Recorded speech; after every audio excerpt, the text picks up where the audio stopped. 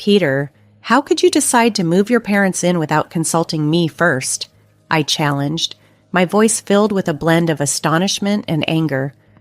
Peter, who had been my husband for 5 years, looked up from his laptop, his smirk only deepening my irritation. Abigail, stop overreacting. It's just for a short time. Besides, you don't have a say in this, he responded dismissively, his words cutting deep. This house, a picturesque 2-story in a serene suburb, was not merely a structure. It was the home my grandparents had bequeathed to me, a place I had planned to raise our son Vincent, far from the unsettling influence of Peter's family. Do you not remember that this house is in my name? I countered sharply, my hands clenched at my sides as his arrogant smirk began to falter. Just then, our little Vincent, only 3 years old, came toddling into the room, oblivious to the tension. I forced a smile for him, scooping him up and planting a kiss on his forehead, seeking solace in his innocence. I'm not comfortable with this arrangement, Peter. Your parents have always overlooked me and our personal space. Why invite them into our lives now? I said, my voice firm yet controlled. Peter shrugged, his indifference adding to my growing frustration. They're my family, Abigail. It's something you just wouldn't understand, he said dismissively. The term family echoed in my thoughts, mocking me. My own family, who had run a the cozy coffee shop in our town, had always been my sanctuary, a stark contrast to Peter's domineering and invasive parents. As our argument reached its peak, the doorbell chimed, cutting through the tension. Peering through the peephole, my heart sank when I saw Peter's parents on the doorstep, suitcases in hand, poised to encroach further into our lives. Fine, Peter, let them in, but this isn't over, I declared sharply, handing our son Vincent to him before reluctantly swinging the door open. Abigail, darling, exclaimed Peter's mother as she breezed past me, barely acknowledging my presence. His father, always stern and distant since our wedding, followed her inside. As they settled into my living room, the space that had once felt like a refuge now seemed invaded. This intrusion was just the beginning, I realized, but something shifted in me as I watched them unpack. I was tired of being the accommodating daughter-in-law, always bending to their demands. I retreated to the kitchen, my resolve hardening. This was my home, my sanctuary, and I was determined to defend it. The days that followed blurred into a series of overbearing changes. Peter's mother, Denise, had a way of making her presence overwhelmingly felt. She rearranged my kitchen, critiqued my parenting, and acted as though she owned the place. One morning, as I prepared breakfast for Vincent, she chided, "Vincent shouldn't be eating that, Abigail. It's not healthy." I bit back a sharp retort, feeling her judgment sting. "He's fine, Denise. It's just muesli," I responded, trying to keep my composure. She shook her head dismissively. "In our house, we believe in a proper diet." "You really should learn," she sighed, her comments pecking at my patience like persistent jabs. Peter, as usual, was of no help, engrossed in his work and oblivious to the escalating tension. One evening, as I was tucking Vincent into bed, Denise barged into his room. "He's still not sleeping through the night. You must be doing something wrong," she accused. Her words hit me like a slap, sowing seeds of doubt about my capabilities as a mother. I knew I had to reclaim control, not just for my peace, but for Vincent's sake too. The battle lines were drawn in my own home, and I was ready to stand my ground.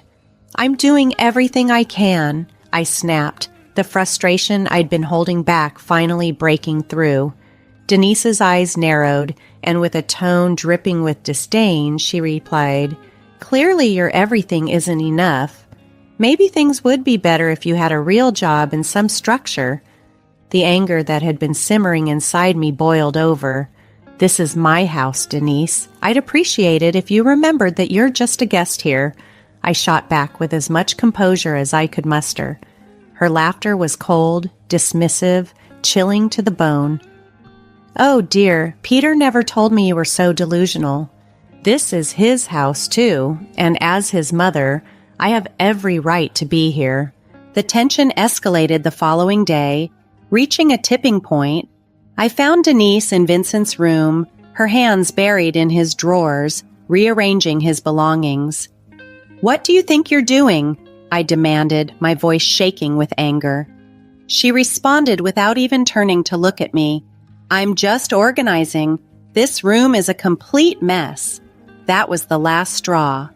"I want you out of my house now," I exclaimed, a mix of fury and desperation in my voice. Denise turned to face me, her expression one of mock surprise. "Your house? Oh, sweetie, you're just the wife. This is Peter's house too, and he wants us here." I stormed out of the room, my mind swirling with a tumult of emotions. Peter's betrayal, Denise's intrusion, and the way they both ignored my feelings. It was all too much. I was tired of being pushed around, tired of my home being invaded by people who didn't respect me. That night, as I lay in bed, ideas began to form in my mind. A plan started taking shape, a plan to take back control of my life and my home. I was determined not only to reclaim my space, but also to assert my standing in this household. It was clear that if I wanted to change the dynamics within these walls, it was up to me to initiate that change. The next morning would be the beginning of a new chapter, one where I set the terms and conditions of how we lived in this house. Peter and his parents had overstepped their boundaries, crossing a line that forced me to acknowledge a hard truth. I could no longer be passive in my own home. The constant intrusion was affecting not only my peace, but also my son's future. As tension simmered, I steeled myself for the conflict ahead, knowing the real battle for control of my home was just beginning. A few days later, during a dinner that was already fraught with tension, Peter casually dropped a bombshell that shattered any pretense of normalcy. "My parents need to stay with us longer. Their house is undergoing renovations," he stated as if it were a minor detail that shouldn't concern me. My anger flared instantly. "Longer, Peter? We never even discussed them staying here in the first place," I exclaimed, struggling to keep my voice level. He shrugged, avoiding eye contact as if to dodge the gravity of the situation. "It's just for a few more weeks. What's the problem?" "The problem?" My voice cracked with frustration. "Your mother treats me like an outsider in my own home," I snapped, unable to contain the boiling resentment any longer.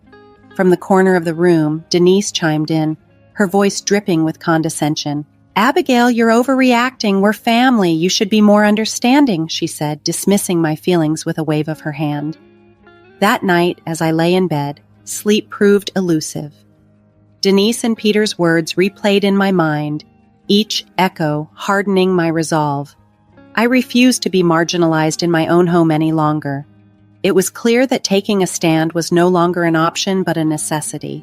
The next morning, fueled by a night of restless thoughts, I reached out to my brother Mason, who had always been a source of strength for me. "They're taking over my life, Mason. I can't handle it anymore," I confessed, the strain evident in my voice. Mason's response was immediate and supportive. "Abigail, you have to stand up for yourself. Don't let them push you around. It's your house, your rules," he encouraged firmly.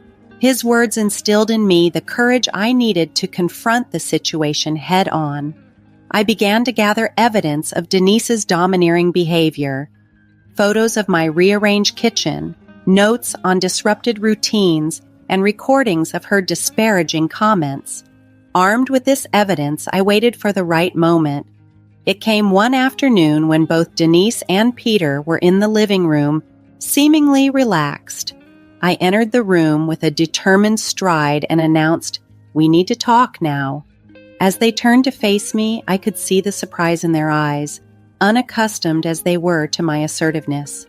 I laid out my case clearly and without apology, presenting the evidence of Denise's intrusive behavior and expressing my feelings of being disrespected in my own home. The room filled with tension, but this time I did not shrink from it. I stood my ground, ready to reclaim the respect and autonomy I deserved in my own house. This was not just a moment of confrontation, but a declaration of my independence within my own life and home. My voice was firm, cutting through the tension in the room as I faced Peter, who looked up, clearly startled by my tone. "What's going on, Abigail?" he asked, a hint of unease in his voice. "It's about your parents, Peter. Their constant interference, their lack of respect for my boundaries. It stops today," I declared, clutching a list of grievances. Denise scoffed from her chair, dismissing me with a wave.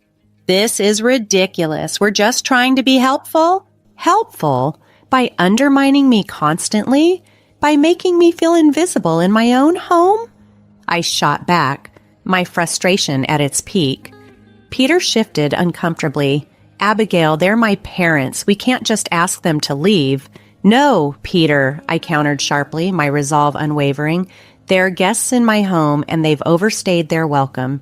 Either they go, or I will, taking Vincent with me." The room fell silent, my ultimatum hanging heavily in the air. I could see the wheels turning in Peter's head, but it was Denise who broke the silence. "You wouldn't dare," she hissed, her facade cracking. "Try me. I won't regret standing up for myself," I retorted, filled with a newfound determination. That night, Peter's parents packed their bags. As they left, Denise shot me a venomous look. "You'll regret this, Abigail," she warned. But as the door closed behind them, I felt a profound sense of relief wash over me. It was the first step towards regaining control of my life, and I was ready for whatever challenges lay ahead. The days following Denise and her husband's departure were oddly quiet.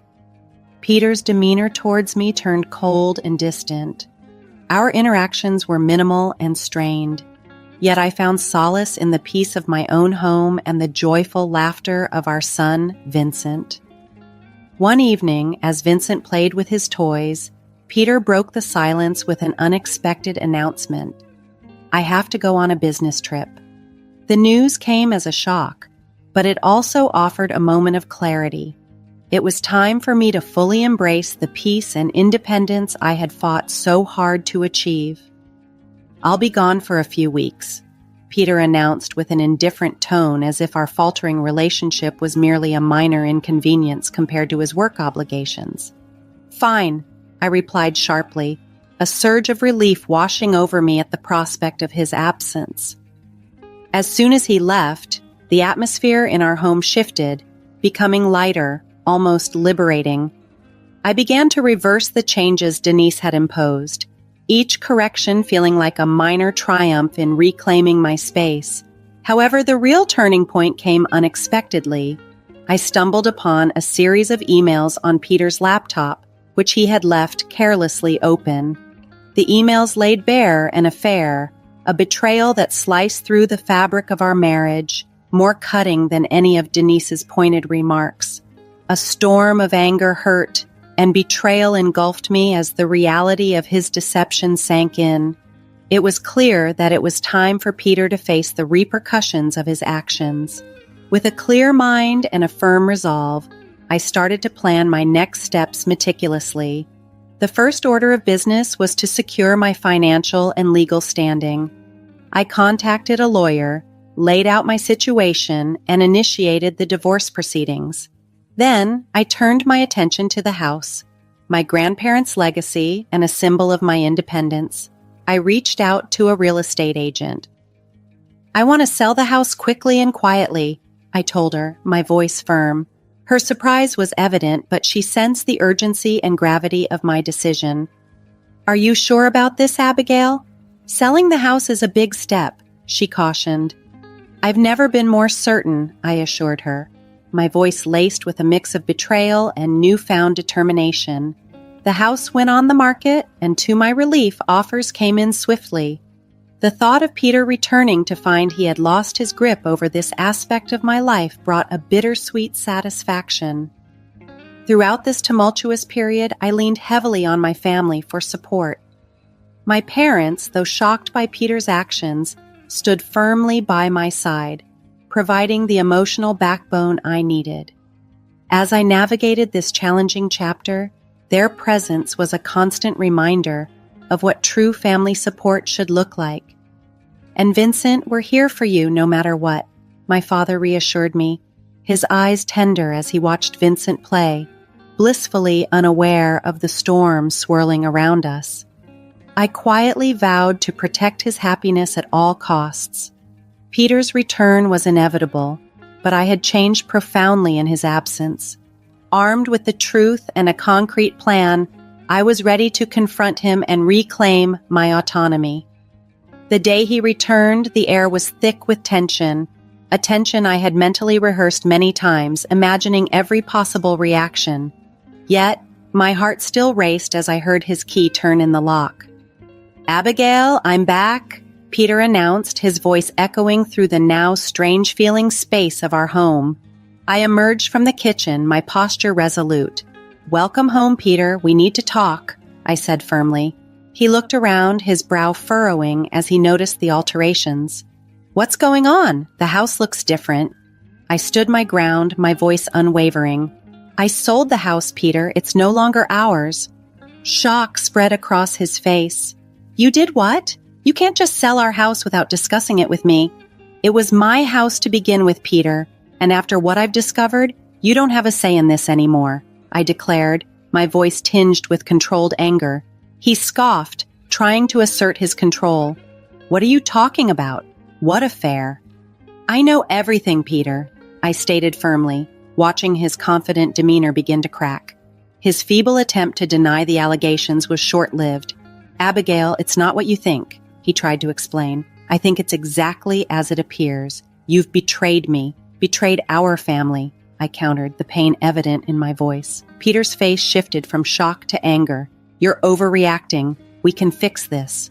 "There's no we anymore, Peter. I've filed for divorce," I declared, extending the divorce papers to him. The subsequent conversation was a chaotic blur of accusations and denials, but I remained steadfast. The man I had married had disappeared, replaced by someone consumed by his selfish desires.